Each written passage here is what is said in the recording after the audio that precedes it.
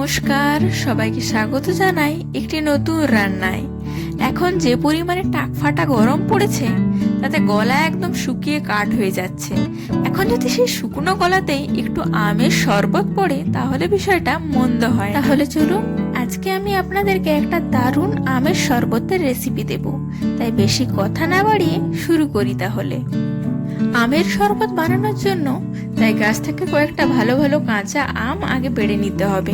এরপর সেই আমগুলোকে ভালোভাবে ধুয়ে খোসা ছাড়িয়ে একটু করে কুড়ে নিতে হবে। এরপর ভালোভাবে কুড়ে নেওয়া আমটাকে শিলে মিহি করে বেটে নিতে হবে।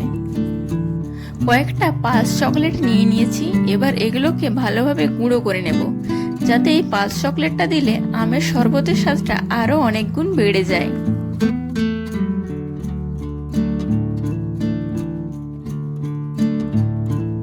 কিছুটা পরিমাণ জল নিয়ে নেব।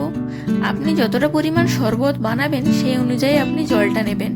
এরপর দিয়ে দেব চিনি।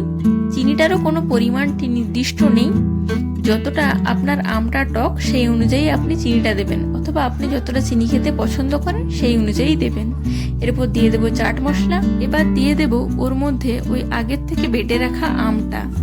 এরপর সব কিছু দিয়ে ভালোভাবে এটাকে মিশিয়ে নিতে হবে।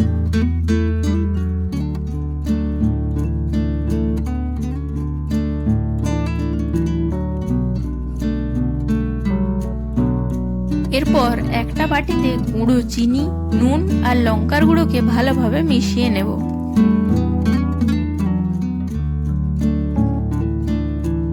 আমের যে রসটা বেরিয়েছিল সেই রসটাতে গ্লাসের মুখটাকে ভালো করে ডুবিয়ে নিয়ে ওই নুন, লঙ্কা আর চিনির যে মিশ্রণটা বানিয়েছিলাম তার মধ্যে ডুবিয়ে নেব।